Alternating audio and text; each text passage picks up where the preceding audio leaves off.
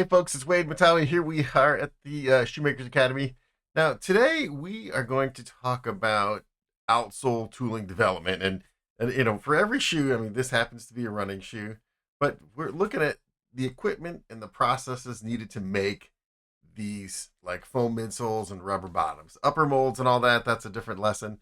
Today we're talking primarily about outsole tooling. Outsole tooling is some of the most expensive equipment that you're gonna need to make a shoe, right?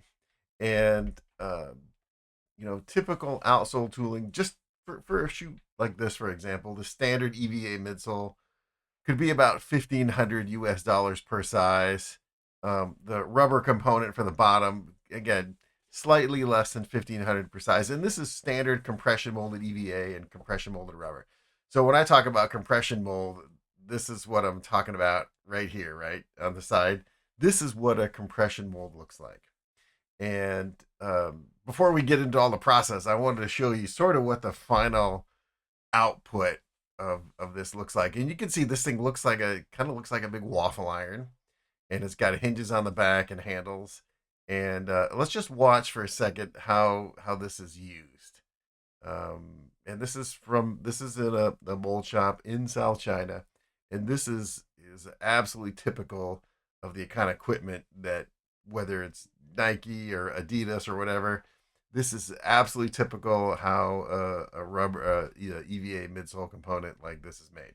And this particular type of mold is, you can make EVA midsole component out of this tool, and then this style of tool is used to compression mold rubber componentry like this. Now, this particular one that I'm showing you is an EVA mold,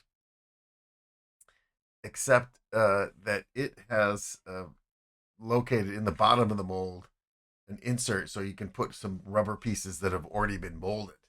And we'll show you what that looks like. We'll show you what that looks like right here. Then this video is just about a minute, but I want you to hear what's going on, and then I'll turn the sound off and I'll explain what's happening.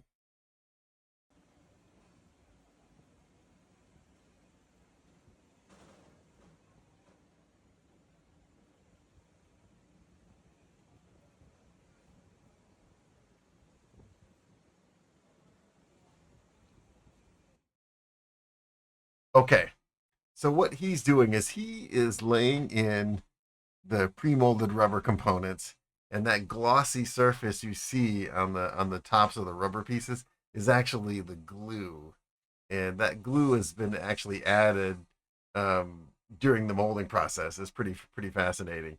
And actually, when we're done with this midsole, you're going to see the the the sheet glue, and that's exactly what he's putting here. Is a This is a little bit unique, but it is kind of a special top surface to make the top of the EVA. But next, what you're going to see is the EVA blocker, and or preform, and basically that piece is designed to fit into the mold. But when you actually close the mold and pressurize it, you're going to see, because the next thing he's going to do is close this mold and stick it into the press. That basically causes the EVA to reform and melt and take the shape of the mold. And actually, you can see in the back, um, there's water running, right? So this is the cooling zone for how this mold is made. Okay, so this is the kind of mold process that we're talking about making. But that's kind of the end, and that's where we're going to end up. But what I want to show you now is kind of how we get to that point. So let's slide that aside. So first things first, you're going to have your spec sheet, right? And this is the, actually, we'll hold it out here. This is the customer's design drawing for this shoe, and this is the kind of the basic drawing that your designer is going to make for you, right? It shows the upper componentry and all that good stuff. Okay. Um, Next, your designer is likely to make for you a 2D Illustrator drawing. So this is not a technical drawing. This is a cosmetic design drawing.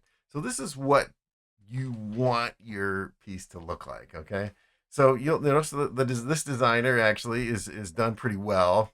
They've drawn some cross sections, which is always useful for the CAD technician to understand really what you're trying to get to.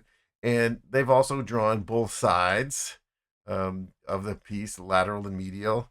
And then this designer has actually done quite a nice job. They've even drawn some cross sections. Now, this cross section really is going to be based on the last. And in that section here, where he's got the arrows pointing, right? It says last, right? This actually is called the top net, right? And the top net, and this is pretty critical point. The top net is how the upper is going to sit down into the outsole. So for this piece of EVA right here, this surface right here where the upper sits down, this is called the top net. And the top net is basically, it's critically important because that's just how the whole thing fits together. If your top net is wrong, then your pieces are never going to fit together. Now, does it matter on this design drawing about the top net? No, it doesn't, because this is all based on the upper, and we'll get to that process in a second. Okay, so why am I showing you this? So this is the outsole design, and you'll send that to the tooling factory, but they actually can't start until the upper's been made. So here's what's going to happen is you're going to take these drawings for what the upper is supposed to look like. You're going to send them to the shoe factory, and the shoe factory and the tooling factory are they're two different factories. Okay, so you're going to send the tooling drawing to the tooling factory. The upper drawing is going to go to the shoe factory. Now, what's going to happen is the shoe factory will take all the drawings, and they're the brain, right? The shoe factory is going to take it to the outsole factory. Now, unless you already have your own relationship with a tooling factory, but basically, the shoe factory sort of runs that part of the development operation. That's what your developer is going to do. Okay, so he's gonna send that off to the tooling factory and to the upper producer. And the next thing that's going to happen here, and let me find you the right drawing for that, is the shoe factory. They're going to make the uppers, okay? And the upper, basically it's a pullover, right? So it's just what the shoe looks like. But there's no bottom on it, right? But it's the upper wrapped around the last. And this is pretty important because now that you've made at least the prototype, even if the upper design is not quite perfect, it doesn't matter. As long as it's the right material and roughly the right pattern, then we can send that drawing off to the tool. We can send this pullover, right? So the customer might review the pullover, but before you put the pullover in a mail and send it to a client or really analyze it, they're going to send this pullover over to the outsole factory, and they're going to scan it. Okay, and I'll show you what that scan looks like. It looks a little bit like this. Let me find this here for you. Pull it inside. Let's find that scan here. It looks like. Hold on one second. We'll find it for you. Okay, this is what the upper scan looks like. So you can see this is roughly the design of the shoe, and you can see it's got the last in it and the laces and all that. And and what they've done is they've scanned it so that you can capture this bottom shape, and you can actually see the texture of the Strobel material, and you can see the Strobel stitches, right? So this scan is what they're going to use to draw the contours of the bottom. Okay, so they're going to take this 3D model here, and they are going to pull the cross sections, and you can see the last profile, right? It's the last profile plus the Strobel, and that's what gives you this contour. Now they're going to take this scan information, and they're going to make the blueprint. And this is what a very typical blueprint looks like right here. If I could get that, there we go. This is very typical, and you should expect to see this. Now I'm going to jump ahead a second and say, hey, listen, the factories, they might actually want to show you. Whoops, hello. They're going to want to show you. They're going to want to show you something that looks like this.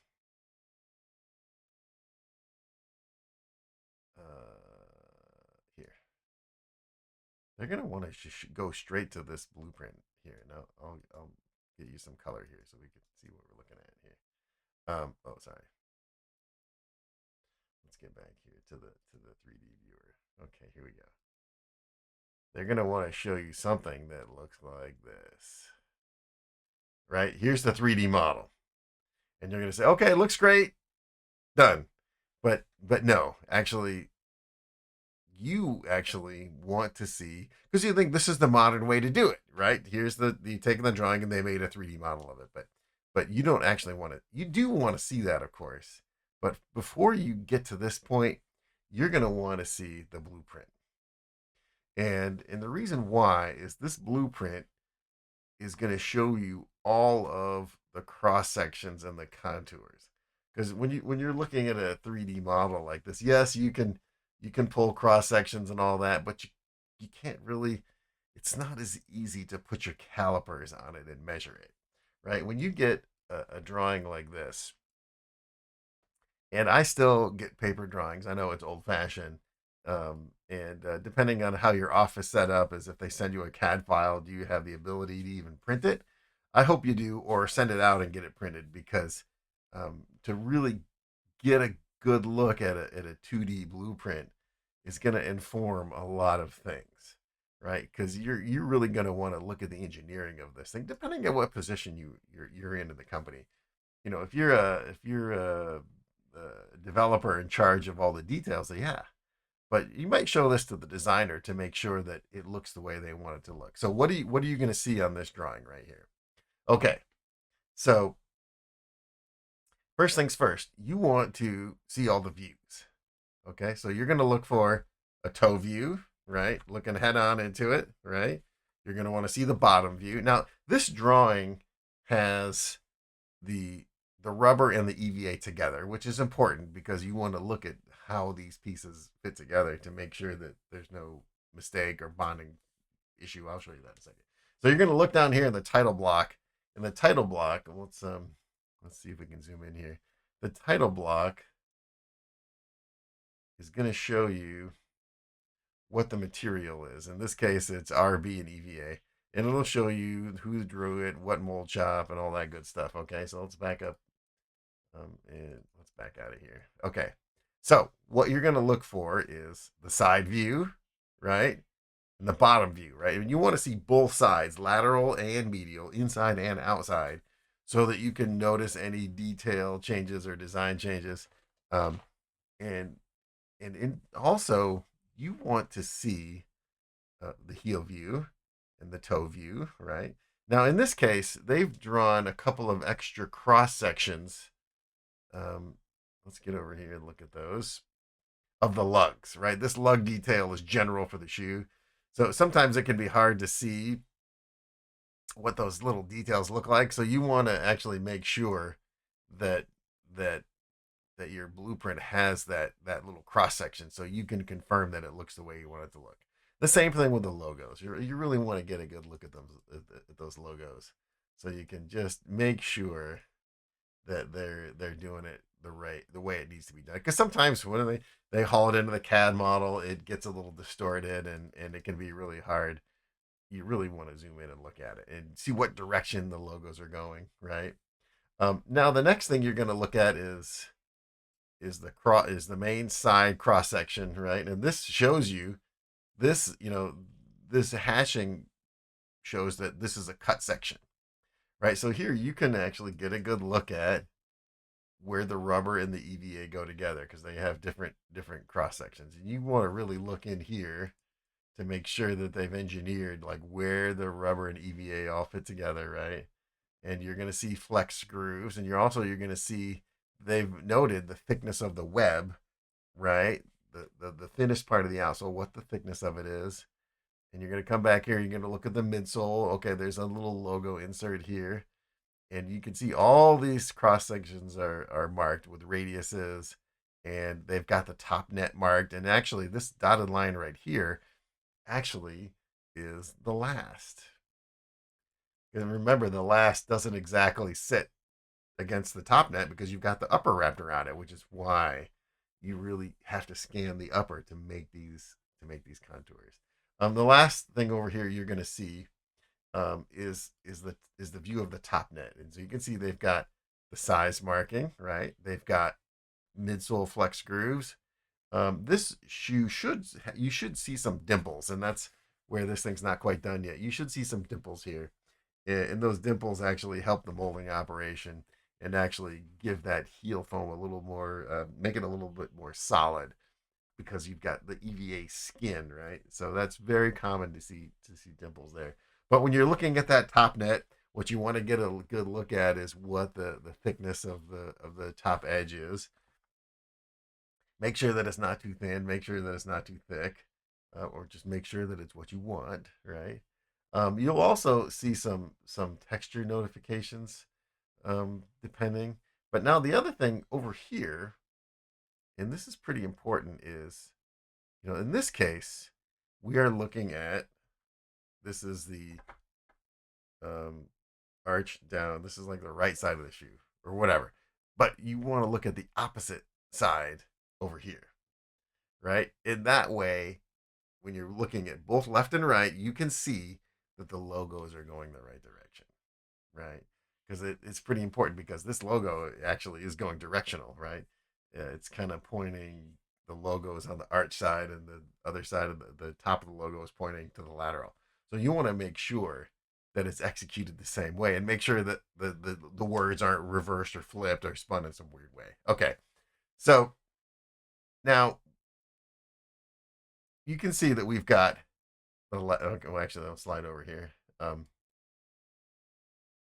You've got the lateral view, you've got your bottom view, your medial view, and this thing says section A1, right? And so what does that mean? Well, A is just the notification of the section. Okay, so here over here you see this is A1. That I'll zoom in over there.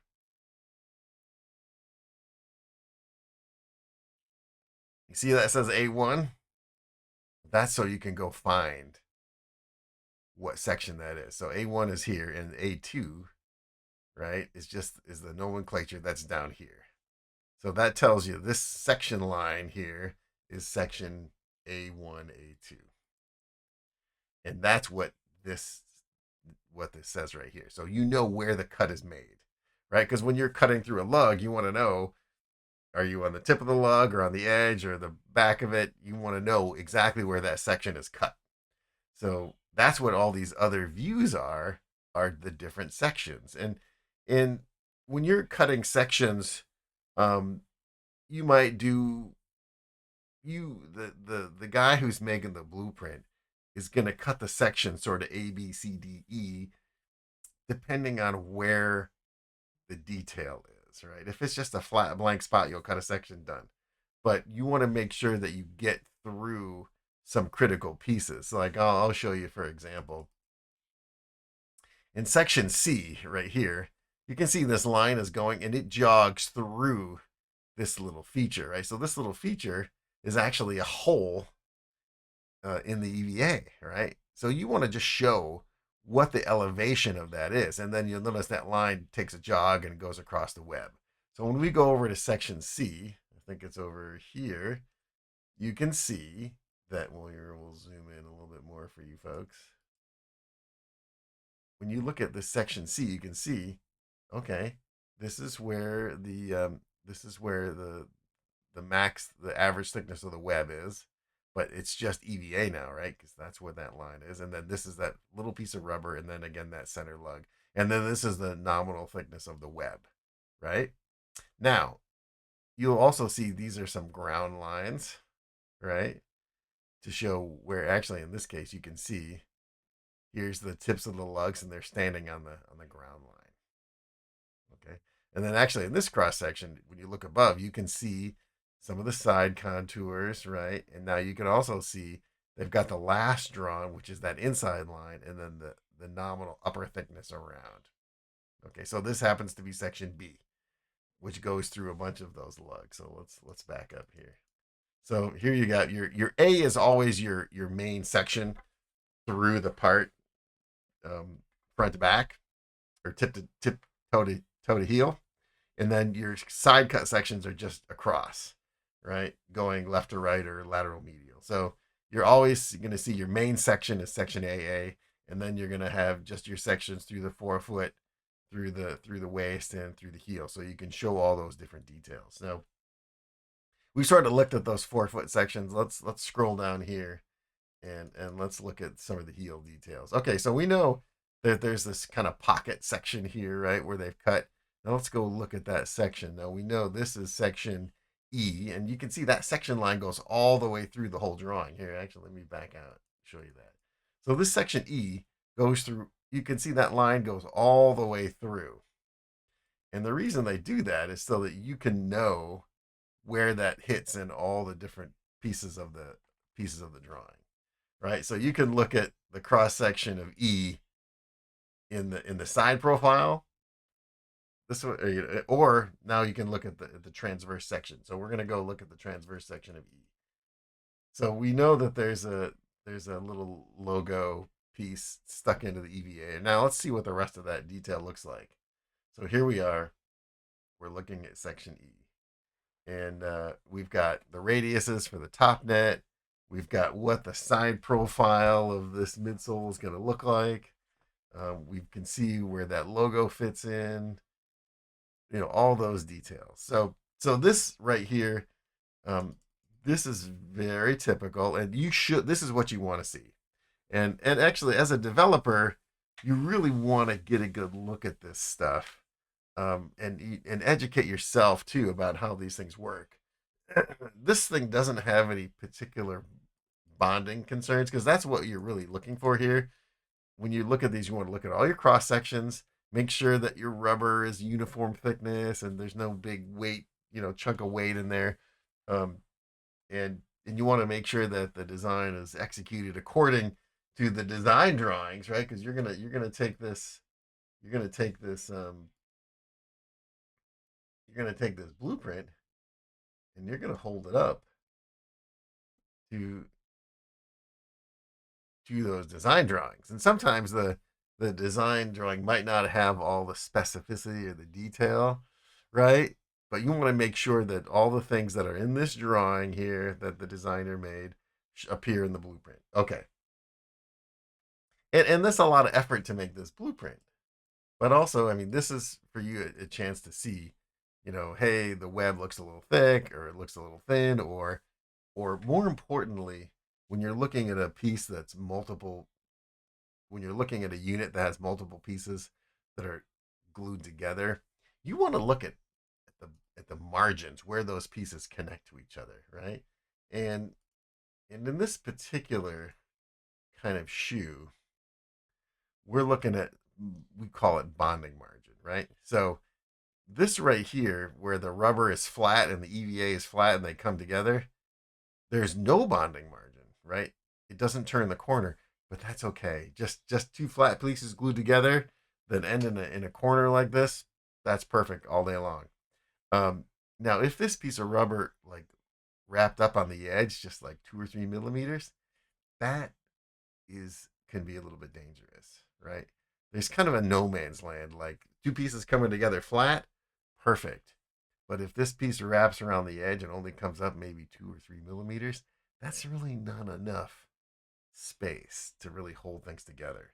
And actually, and then this is the other critical part about looking at these cross sections here, is you're looking at this bonding margin right here, right? So when we say bonding margin, we say what's the difference between sort of this flat surface and this angle, right? Because if this is too low, right, the sidewall is not high enough, then as the shoe bends, right, and twists, your upper is it's not gonna stay stuck on, right? So in a classic running shoe where the upper just sits on the sits on the EVA and they're just flat together, that's okay. In a unit like this where you have this nice high sidewall, this is good too. This is pretty nice, right? What you have to worry about is when this sidewall gets really low. And this is a case like right here on this particular model. So we're jumping ahead a little bit. On this particular design, you can see that this line is really low, right? And that could be a little bit dangerous, right? And a lot of that depends on, what your experience with the factory is, where on the outsole unit that is, um, you know, because you want to have a good bonding margin, above the horizontal to make sure these pieces stay stuck together. So this one has a really nice good bonding margin, at least 5 millimeters all the way around. Most of this is 10 or 15. Perfect. When it gets really low like this, you want to be careful. Okay. So what happens next from this stage? Because you might kick this blueprint back and forth 2 or 3 times or 5 times, right? But it's just you mark it, literally mark it up with a red pen. I mean, here, we're just using this drawing program, but if you just, mark problem here, let's unlock. If you mark this, mark that. Hey, this problem here, problem there.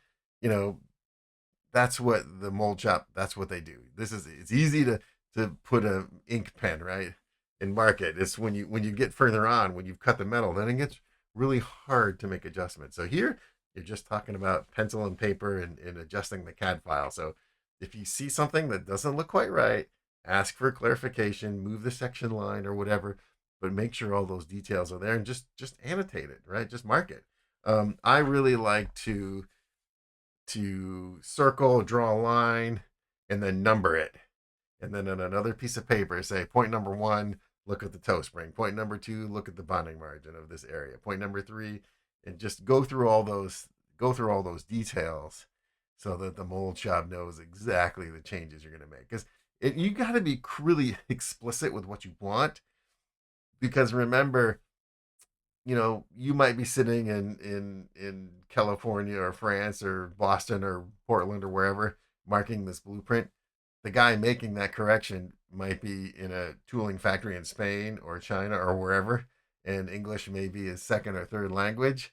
So, do as best you can to write clearly and make bullet points. If you have to take a picture of another item or something, just be sure to just do your best to communicate that. Okay, so they're going to take that 2D blueprint and they're going to make that 3D CAD file, and I showed you that before. Let's get that up back on screen here. Okay, they're going to make you a 3D CAD file that looks like this. And this is the same issue. Like when you're at this point, you've spent a little bit of time and effort to make it, but you haven't cut any metal, right? So again, this is a great chance for you to spin it around. Now you're also at a point where you could, if you have a 3D print capacity, you could go ahead and 3D print it. Or, well, I'll show you what's going on here. Okay, so now you can here's the nice bonding margin. You can see that. You don't see some of those other flex grooves. You could ask, make sure those get into the CAD model. But in this point, you really want to look at the details, look at the logos, because this is what they're going to take this CAD file and they're going to change it into something called a tooling path. And a tooling path is just the instructions for the machine to cut this thing, right? So, and again, when you're at this point, if you see something that's not right, go back and look at your 2D blueprint, make sure it matches, and then you can make a 3D print, or the factory they'll make a 3D print. So this is a liquefied SLA 3D print, and the resolution can be quite high on these, and this is what you're gonna use to evaluate. A lot of people will look at that 3D model and be like, okay, that's good. But once you make one of these, you can actually fit it together with your upper and examine it. So we call this the old fashioned word is called a woodcut. they're not made out of wood anymore. They're either 3D printed like this, or this one I showed you before is actually is made out of a really, it feels like plaster, but it's kind of a resin that's been filled with calcium carbonate or some other just filler compound, right? So it is actually, it's kind of like made out of Bondo. And this material, what's so good about it is that it just really accepts detail, right? You can really get fine features, and depending on the process that they're using to make the mold, which 85% of the time, or maybe more, for a design like this, it's casting. Right now, this part is the rubber and the foam still together, right? So you can get a look at it. They won't use this to make the final cavity unless the final mold cavity, like the one I showed you in the drawing, that was the EVA and the rubber together. But in this example, this is just the midsole and the rubber is separate, right? So you'll end up seeing a piece that looks like this, and you can have the two 3D printed pieces and make sure they fit together, right? But this is your last check, right? Because you're gonna get the wooden model or a 3D printed one, and this is your chance to put the up or down on it, and just sort of get a good look at it and see if this is really what you want. Because the next step is to take this piece, and they will take it to um, the casting shop, and they will make a molten aluminum or molten steel, depending on the mold. Like, quite often the rubber piece, the flat pieces, those will be made out of steel, and the midsole component would tend to be made out of aluminum. Does it matter to you and me whether they're aluminum or steel? It doesn't really. Um, but hey, folks, and okay, so this is part of the, this is where this lecture ends.